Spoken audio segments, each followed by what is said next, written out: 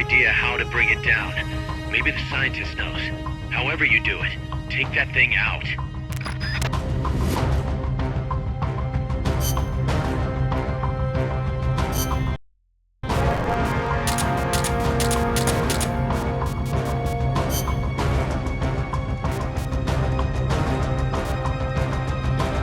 Let's rock.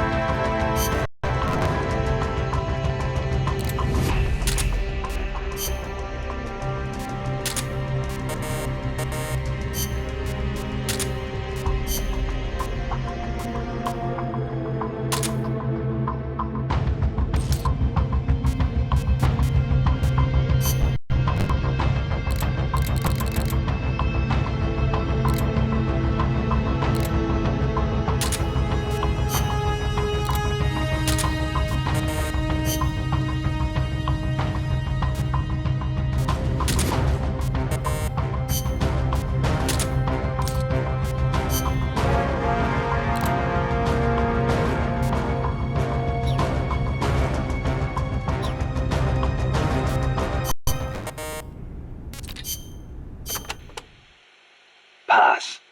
What was the government thinking, building a power plant at the top of a mountain? With no river to replenish the water, the lake would dry up pretty quick. If it were an ordinary power plant. But the plan called for a pumped storage power plant. Pumped storage power plant? Kaz mentioned that too. What is that? It is a facility that generates electricity by pumping water up to the lake, then letting it run back down. Huh. Seems Sisyphean to me. If they turned the water into electricity as soon as they had pumped it up, sure. But a pumped storage plant acts as a kind of battery. A battery? For instance, they could pump at night when there is surplus electricity and store it for later use. If they need extra power during the day, they can generate it using water pumped up during the night. I get it. It's a little more difficult to adjust output with thermal or nuclear plants. The thing is, Costa Rica won't have enough electricity to meet its needs. Right now, there is no surplus. Maybe that's what put the brakes on the project. Must have played right into the CIA's hands.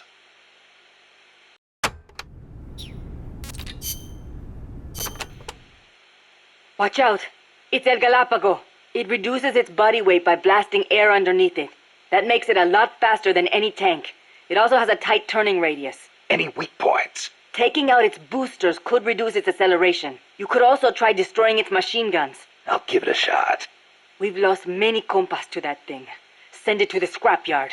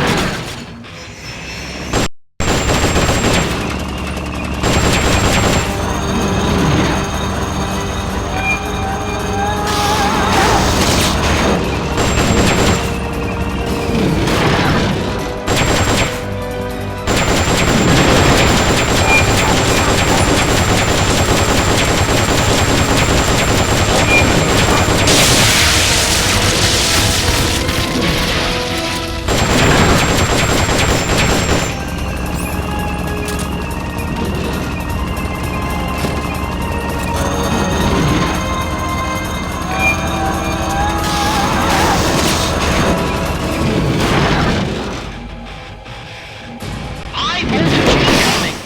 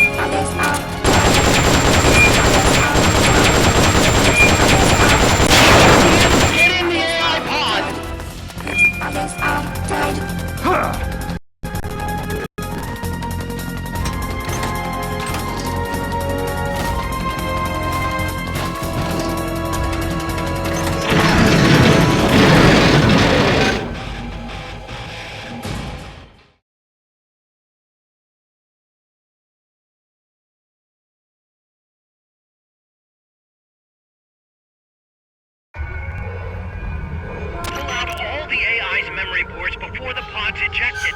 The black memory boards are locked. Go after the boards with icons over them.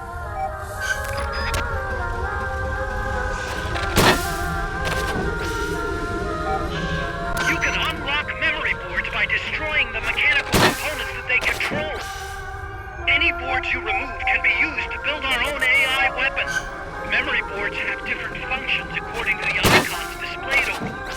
Go ahead and take whichever ones you want.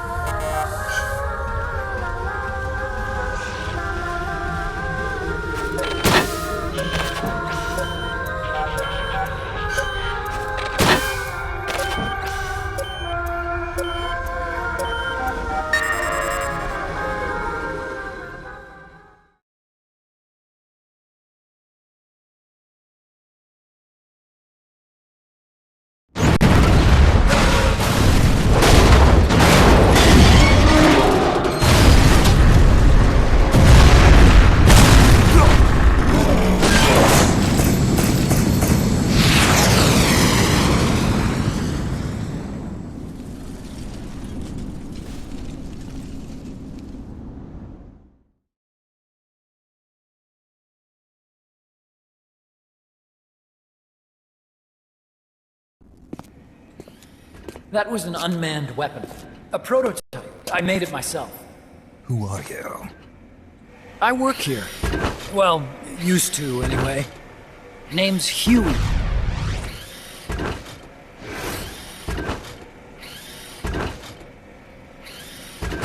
And who might you be? You don't look like one of those mercenaries. Me? I'm an entomologist. A fighting entomologist? Yeah, I specialize in butterflies. I'm here to catch Ulysses. Ulysses? Huh. I didn't think they lived in Costa Rica. Morphos, maybe? That's it.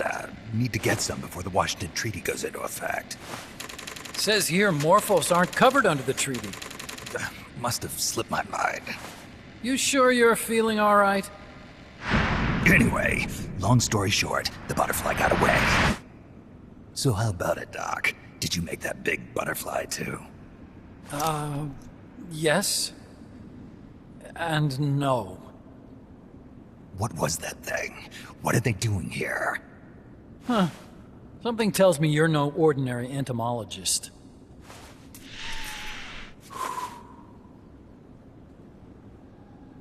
The nukes were loaded on that machine. The project's entering its final phase. Project? That's right. The thermonuclear warheads they brought in, the bases scattered throughout Costa Rica, the mercenaries, the AI weapons, the research we were conducting here. It's all for this. We used this facility to develop unmanned weapons. Unmanned? Robots. The one you just fought was a Pupa. There's also a flying type called Chrysalis and a treaded type, the Cocoon. Motor control, target detection, tracking, attack, capture, and transport functions are all controlled by an electronic brain. There's no need for a human pilot. They can only follow simple commands, though. Why build them here? For the CIA. They invited me here a year ago. That's who that guy was. The CIA's station chief for Central America. Goes by the name of Hot Coldman. Apparently he was some sort of hero back at the height of the Cold War. He's the one running the show. We called it the Peace Walker Project. Peace Walker? They're going to deploy a new type of nuclear weapon along the Caribbean coast of Latin America. A mobile, unmanned nuclear platform. Unmanned nuclear platform? A failed deadly system that can automatically move into position and launch a retaliatory nuclear strike. It can move on its own, and stealth shields it from radar and satellite detection, drastically reducing the risk of it being destroyed in a preemptive strike. And this is the new deterrent? Supposed to be. The problem is the locomotion system. There's no dry season in the Caribbean. It rains all year round. The terrain is full of tropical rainforest. A lot of the time you can't even build a proper road. So I went back to where it all started. What's that? Legs. Walking power. A mobile launcher carrying a thermonuclear warhead even more powerful than the Soviet RDS-220s. That's Peace Walker. Chico's Basilisco. We did the assembly and field testing here. A walking nuke. I sort of borrowed the original idea from behind the Iron Curtain. The missing link between infantry and artillery. Metal Gear. Metal Gear. But they'd actually need to deploy dozens of them. Coldman needs funding for that. And to get it, he's planning a test, which will also serve as a demonstration for the folks back at Langley. Wait, he's launching a nuke to prove that his perfect deterrent works? In his words, to prove that if someone attacks us, we will strike back. Put simply, nuclear deterrence is the idea of using nukes to keep nukes in check. If one side launches nuclear weapons, the other is sure to launch theirs in retaliation, which makes launching an act of suicide. In the end, neither side can use its nukes. It's thanks to this doctrine that the world's two superpowers have avoided all-out confrontation. Nuclear deterrence has brought us peace. At the very least, it's prevented another world war from breaking out. But the theory of nuclear deterrence exists only on paper. In reality, there's no guarantee that either side would follow through with retaliation. There's the chance that a preemptive strike could destroy all the missile bases, render them unable to retaliate.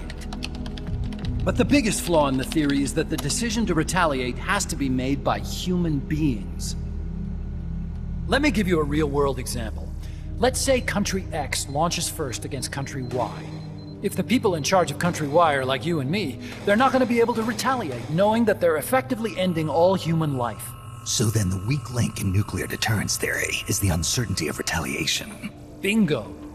And that creates a loophole Country X can exploit to launch the first strike. Which is why we designed the system to be unmanned. With Peace Walker, retaliation is certain.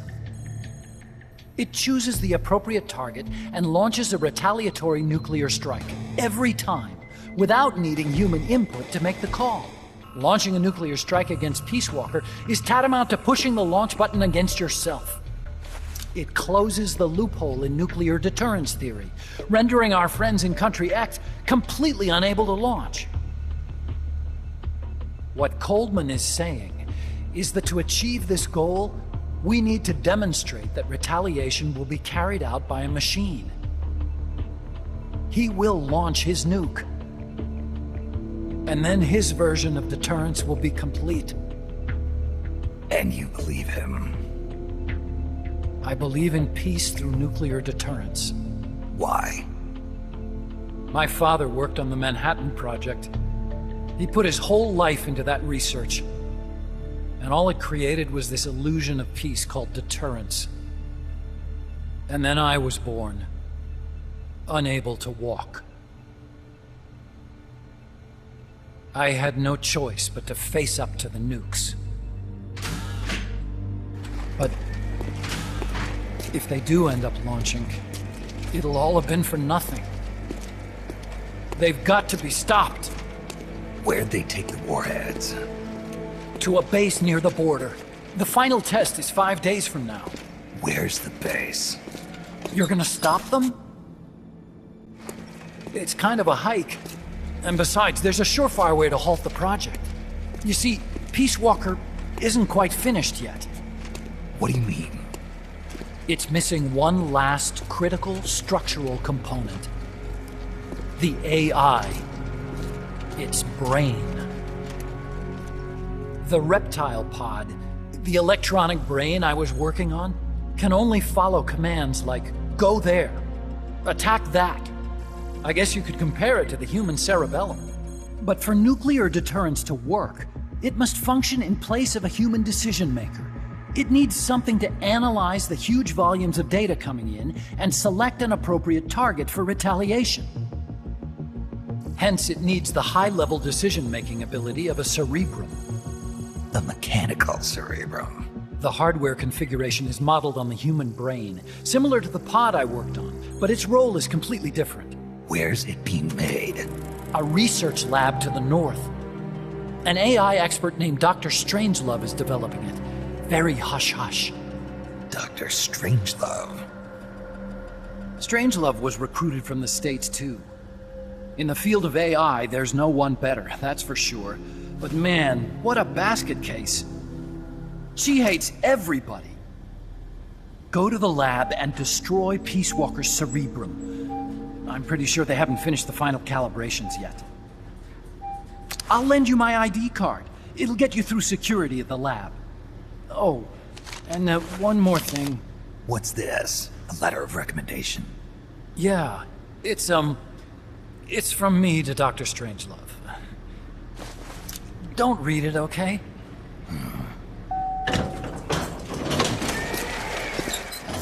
So what will you do now? I'm done with science.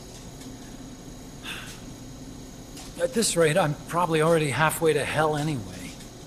Not so fast. Why not join us? Our place is outer heaven. You'd fit right in. Outer heaven? Yeah. I'm probably better suited to something like that than this paradise. Good. You get a free balloon trip for signing up. Enjoy it. You'll feel like a butterfly. You're an agent, right? Who do you work for? Me. I was a Cold War tool, same as you. Now I'm not so useful anymore, so they cut me loose. I don't answer to anyone. Call me Snake. Snake. That name seems familiar somehow. It's probably just deja vu. See that there? Beyond the cloud forest? See those ruins? Yeah. That's where you'll find Dr. Strangelove's lab.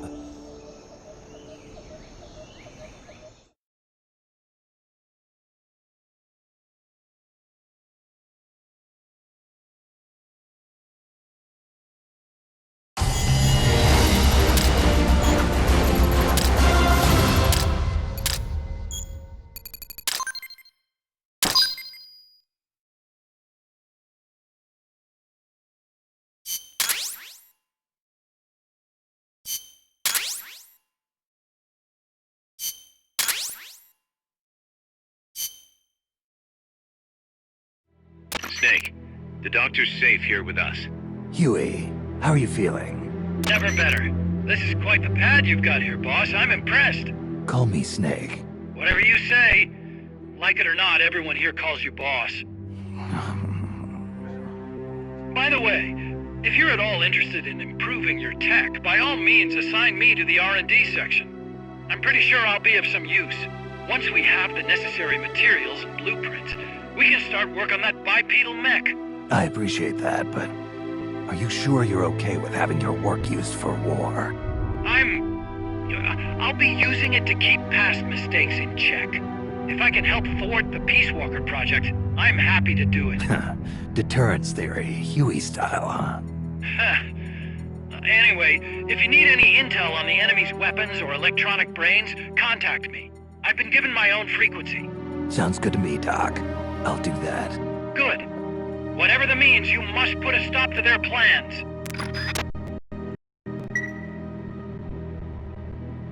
Hey boss, you mind if we powwow for a sec?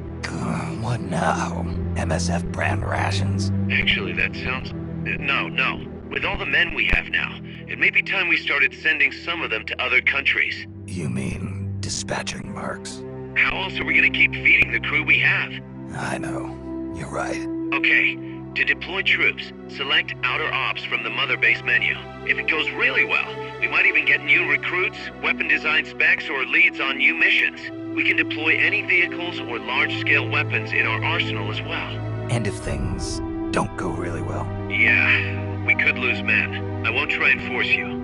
You're the one calling the shots here, boss.